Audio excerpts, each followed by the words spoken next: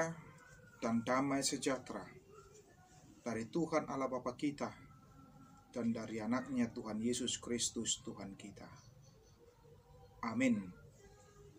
Selamat pagi Bapak Ibu, jemaat yang dikasihi oleh Tuhan Yesus Kristus. Firman Tuhan yang menyapa kita pada hari ini terambil dari Ulangan Apostel pasal 14 ayat 3b atau Kisah Para Rasul 14 ayat 3b. Demikian bunyi firman Tuhan. Dan Tuhan menguatkan berita tentang kasih karunia-Nya dengan mengaruniakan kepada mereka kuasa untuk mengadakan tanda-tanda dan mujizat-mujizat. Akatada dot halongangan di lehon Tuhani patupauna sida laho mangodolhon hata asini rohanai. Demikian bunyi firman Tuhan buat kita. Saudara-saudari, Bapak Ibu, jemaat yang dikasihi oleh Tuhan Yesus Kristus, dalam pekabaran Injil yang dilakukan oleh para hambanya, oleh para rasul-rasul, tentu tidak terlepas dari tantangan dan rintangan yang dihadapi. Silih berganti tantangan, rintangan yang mereka hadapi, yaitu dari orang-orang yang tidak menyukai akan kehadiran para pengikut Kristus pada waktu itu. Bahkan dalam tantangan dan rintangan itu, termasuk juga di dalamnya adalah menyangkut nyawa hidup daripada rasul-rasul pada waktu itu. Tetapi meskipun demikian beratnya tantangan dan rintangan itu, apakah itu membuat mereka menjadi surut semangat mereka? Apakah membuat mereka akhirnya menjadi mundur, tidak bersemangat lagi dalam memberitakan firman Tuhan? Tetapi kita bisa melihat ternyata para rasul tetap semangat memberitakan Injil meski silih berganti tantangan yang mereka hadapi. Semuanya itu adalah karena Allah yang memberikan kekuatan, Allah yang memampukan mereka dalam memberitakan Injil. Dan termasuk juga dalamnya ketika dalam nats ini dikatakan dalam pemberitaan Injil itu, bagaimana Allah mengaruniakan kuasa untuk mengadakan tanda-tanda dan mujizat-mujizat. Bagaimana orang-orang yang sakit itu boleh sembuh. Orang-orang yang menghadapi kekuasaan jahat itu dirasuki oleh roh-roh setan. Kemudian dengan kehadiran para rasul dan berdoa kepada Tuhan dan dengan nama Yesus Kristus, maka semua kuasa-kuasa itu menjadi takluk, kabur.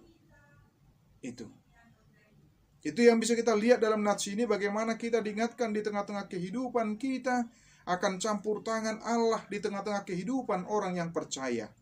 Ingatlah kuasa di dalam melakukan mujizat dan tanda-tanda itu adalah menunjukkan tentang kekuasaan daripada Tuhan, sekaligus untuk menguatkan kesaksian para rasul tentang siapa Kristus itu. Itu bukanlah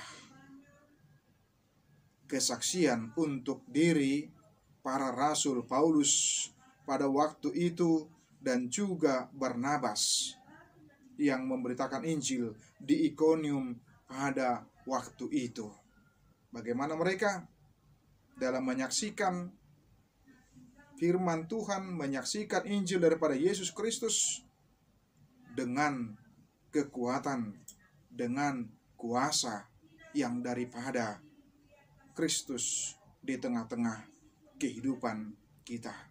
Sekarang bagaimana pula kita di tengah-tengah kehidupan kita sebagai orang yang percaya? Akankah kita melakukan segala sesuatu di tengah-tengah kehidupan kita untuk kebesaran, untuk kehebatan, untuk kejayaan diri kita, atau untuk memuliakan nama Tuhan seperti halnya Paulus dan Barnabas pada waktu itu? Bagaimana disebutkan, dan Tuhan menguatkan berita tentang kasih karunia-Nya dengan mengaruniakan kepada mereka kuasa untuk mengadakan tanda-tanda dan mujizat-mujizat. Ketika kita bisa melakukan tanda-tanda, ketika kita bisa melakukan mujizat-mujizat, ingatlah semuanya itu adalah karena anugerah dan kemurahan Tuhan. Karena itu patutlah kita mempergunakan kuasa dan tanda itu hanya untuk kemuliaan nama Tuhan saja. Dan lihatlah bahwa kehidupan kita sendiri itu adalah mujizat di dalam kehidupan orang yang percaya.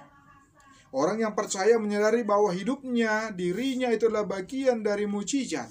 Ketika kita bisa bernapas, ketika kita bangun tidur, ketika kita sehat, semuanya itu adalah bagian dari mujizat dan pekerjaan Tuhan. Karena itu kita mau terpanggil, kita mau dipanggil oleh Tuhan untuk menyaksikan setiap pekerjaan Allah di tengah-tengah kehidupan kita, melalui kita yang telah merasakan mujizat, tanda-tanda yang dari Tuhan di tengah-tengah kehidupan kita pribadi lepas pribadi.